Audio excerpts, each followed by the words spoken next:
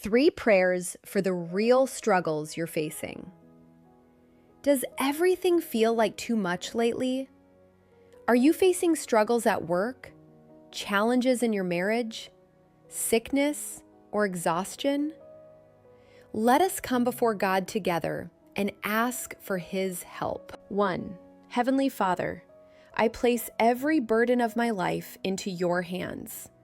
In financial stress, family responsibilities, and daily challenges, please strengthen my heart so I do not lose faith or grow weary.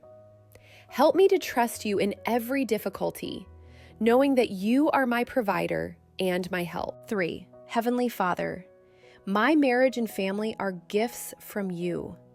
Please resolve conflicts, bring understanding and love, and restore harmony in our relationships.